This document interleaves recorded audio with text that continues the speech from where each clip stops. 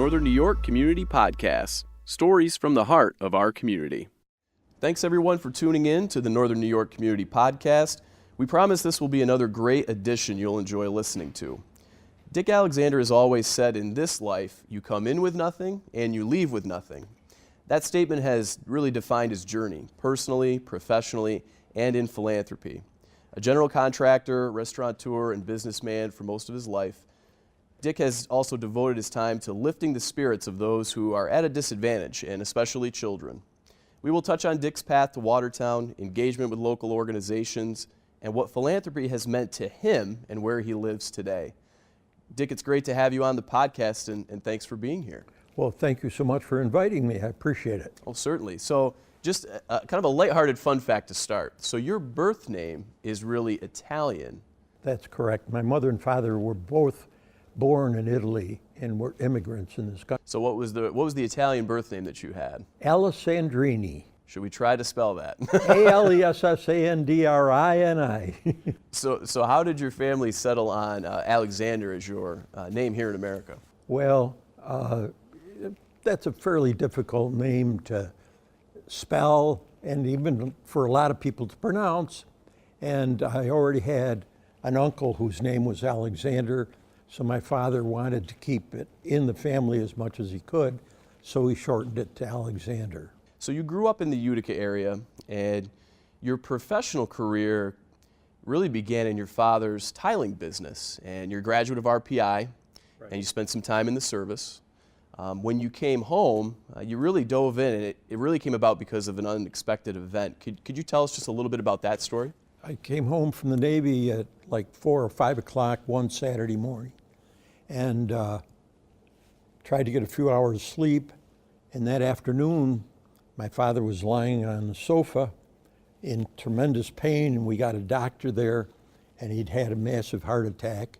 And way back then, when you had a heart attack, you were taken to the hospital and left there until you were cured. And he was there for 5 or 6 weeks.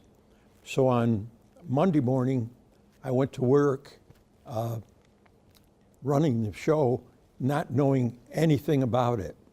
But you learn fast under those circumstances. What were some of the things you picked up or had to really pick up right away about running a business? I had worked part-time there in the past, but I was so fortunate to have an elderly lady who was doing the bookkeeping and everything, and she had a hands-on on everything, so she was a great help. But when I got there Monday morning, I really, and the employees were coming in one after another, I had to introduce myself to them, and they had to introduce themselves to me because I had no clue who they were. So what were some of the things, the experience of that, being in charge of the day-to-day, but having some help too? How did some of that experience help you position yourself for your contracting business and really kind of venturing out on your own as you did after the fact? You grow up real fast under those circumstances, and you have to put in long hours and learn it. And you don't have you're not given a lot of time to learn it, so you better do it in a hurry. And I always enjoyed that kind of thing. When I was in the Navy, I was a personnel officer, and I was also I went to the Naval School of Justice, so that was a good background for me. As part of the business, you made several trips to Watertown, New York, so you were pretty familiar with the area at the time. What were those commutes and visits like when you were in this area? Well, we actually did work in 3 states, New York, Massachusetts, and Connecticut, actually 4, Pennsylvania. And so I used to go on those jobs twice a week. So I was in Watertown almost twice a week, every Tuesday and every Thursday. What were some of the takeaways, the things that caught your eye about Watertown, maybe in comparison to where you grew up in Utica? Way back then, it was a small town. Of course, it was before Fort Drum became Fort Drum. It had a nice tone. Public Square was very pretty, and there were a lot of nice old homes. So it was a very laid-back, quaint town, whereas Utica was a mill town. We had a couple of million square feet of of factories that made sheets and pillowcases. Matter of fact, Utica sheets and pillowcases were noted the world around. When all those factories moved south and then moved out of the country, it devastated Utica. Tell us a little bit about the contracting business you had. The tiling business helped set the stage, I think, for your transition in developing kind of a construction company. Tell us how you got that started and what that experience was like too. Well, we did a lot more than tiling. We were actually became an interior contractor. We would do everything from ceilings to floors, walls. We did all kinds of, and so it was an evolution that eventually, if you were doing that much on a job, you'd start doing the whole job. How important was it to have a business or to realize with a business that you had to evolve over time? As the mills began to close, as industry began to change, what were some of the keys that you saw to say, if our business is going to survive, we need to start doing these things to make ourselves relevant? Well, and that's why we expanded. When I first came to work there, we operated in a very small geographic area. And then over the years, we kept making the circle wider and wider and wider until 1974 when I sold out. Was there ever a vision when you were making trips up to Watertown where you said, I could see myself actually living here someday? Was there any kind of that forward thinking, or not so much the time? Probably not. Probably not. I was pretty much entrenched in Utica and had made a lot of friends and a lot of acquaintances. I was lucky enough to be on quite a few boards in Utica, non-for-profits. And so perhaps, I guess in some respects, it may have been destiny that there was an opportunity that presented itself here in Watertown in the mid-90s where you came up and saw a good opportunity. And can you tell us a little bit about purchasing the Carriage House Inn? I had opened a hotel in Utica, a Ramada in '93, and the gentleman that we had bought all the furniture from suggested to go up and look at the Best Western in Watertown. And I had actually worked at the Best Western when Mr. Capone had put the third floor on there years before. And so I was pretty familiar with the building. I pursued it, and sooner or later we ended up buying it. That was what really changed me from a Utican to a Watertown man. The people in Watertown that came there were wonderful people. We made so many friends, and they would come back week after week. We had so many loyal customers. It was just a great experience. And you also met your wife here. Yes. Correct? How did you meet Pat? We used to have happy hour every Friday afternoon, and she was employed at the state office building right across the street. So a whole bunch of girls after work would come over to the Best Western. And I spotted her, and I decided that was where I was going. It took me quite a few months to finally say, oh yeah, I will go out with you. And then we've been together ever since the first day. Another piece of your involvement in Watertown really has been Sunrise Rotary Club. And Rotary, I know, means a lot to you. What has participating in Rotary and its mission, what have you learned from that, and what are some of the values you've taken away from that experience? I joined Rotary when I was a young man in Utica. And at that time, and still today, Rotary's motto is service above self. So it wasn't very long after you were in a Rotary Club that you were asked to do something. And I had a very close friend who had a handicapped niece. So his focus was on helping the handicapped people and Boy Scouts and Girl Scouts.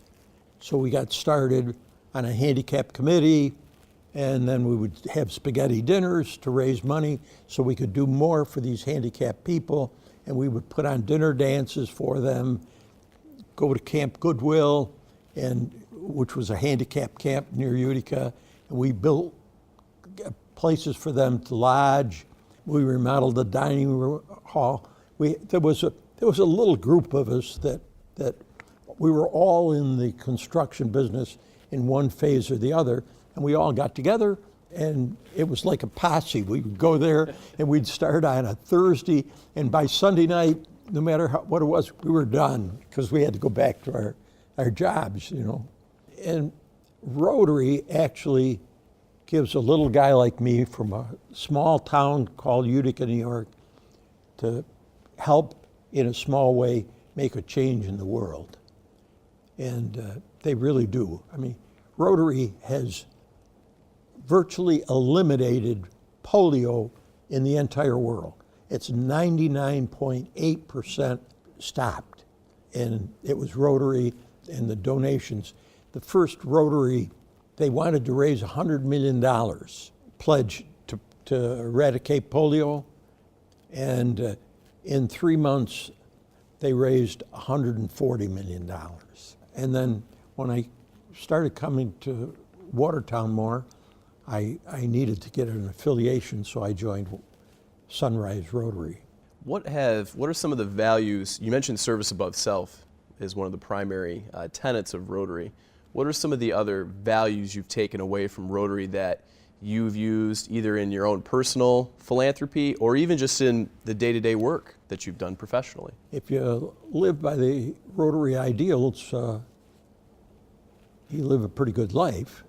And Rotary has been very good to me. I have made so many friends, and although Rotary is not used for business contacts, it automatically is business contacts because you're dealing with the other members of the community who have businesses. And so you end up with contacts. And we're able to do so much that you can't do by yourself, but you can do as a group. One of the nice transitions or affiliations that Rotary has is with the Dodge Pond Camp that's affiliated with St. Lawrence NYSARC. What compelled you really to participate in helping with the programming that happens at Dodge Pond Camp through NYSARC? Well, Dave Mance, who's very well known in Watertown, is the one that selected Dodge Pond to be the Rotary Handicap Camp. And Dave and I were good friends, and he got me involved. And over the years, Pat and I have been very devoted to Dodge Pond. We bought land for him. I've helped remodel buildings. I put buildings up. It's a great place, and the give back you get is when you go there, and those people run up to you and give you a big hug. I mean, and that smile, that's it. What else is there? You've really devoted a good portion of your life as part of your philanthropy to help those who are disadvantaged, whether it be children or adults. Why did you feel compelled, you and Pat together, to help those that are in that situation or in that position? Well, when you get started, as I say, we started in a small way in the handicap committee in Utica. You begin to understand the need, and the gratification to help them is fabulous. These people who were given a bad deal to start are so appreciative of everything you do for them. You can't help not doing it. One of the amazing stories I think that you've been a part of, certainly, and Pat and NYSARC as a whole, is being able to take some of those folks to Disney, which is a tremendous trip. What was that experience like to be able to take some of those folks on that experience? One of the most fabulous things I've ever done in my life. Pat keeps saying, if you keep talking like this, you're going to say it was better than our wedding. But when we got on the airplane in Syracuse, and they revved the engines and they took off, these kids were screaming. And just to see them, and they were so well behaved. We took them to Disney. We spent 3 days there, and they were all able to get together with Mickey Mouse and have their pictures taken. And some of the kids didn't want to leave. They wanted to stay at Disney. But we were fortunate enough, we ended up with 35 people going, And we ended up with 35 people coming back, so it was a good thing. I know when you head to Disney, nobody seems to want to come home. It's such a magical place. And to this day, when those kids still come up and hug you and say, "Oh, it was the trip of my life." You know, Dick, your generation, I think, has really done a nice job demonstrating how important community philanthropy is at any level. You know, being able to either make a gift or your time and talent to volunteer. Your generation has provided such a great example.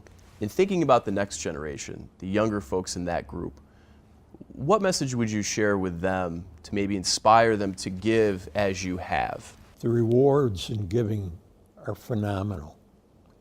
My daughter wants to do more than I was able to do because she started out in higher than I did.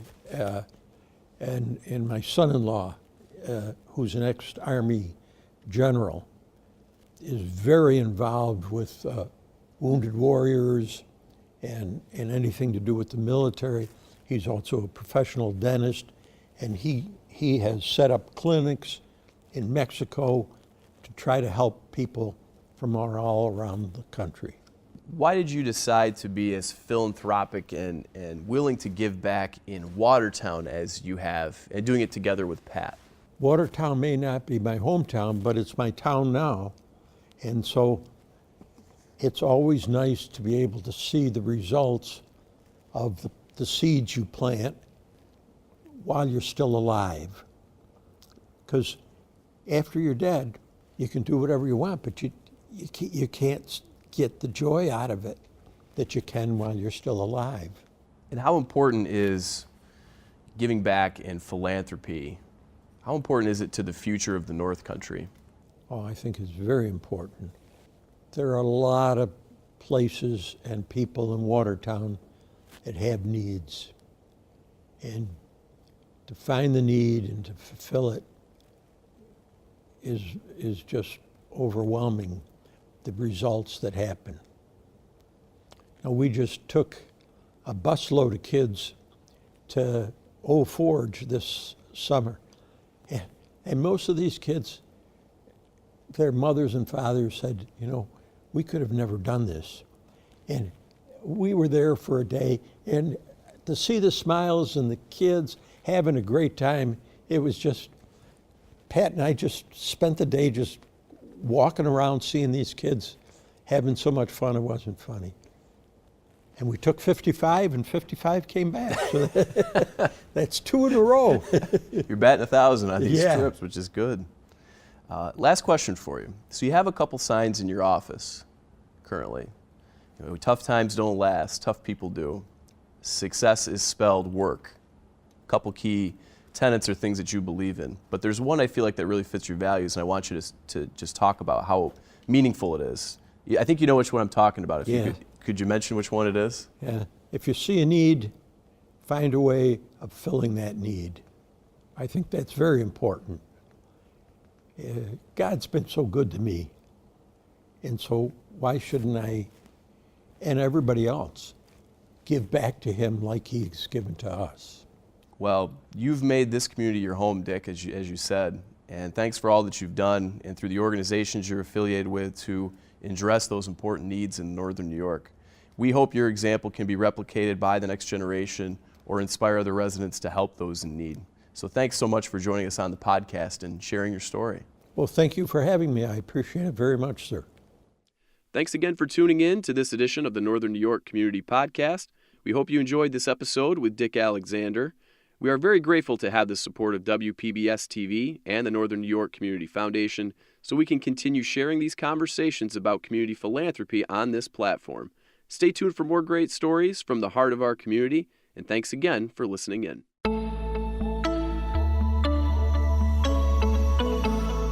Northern New York Community Podcast, stories from the heart of our community.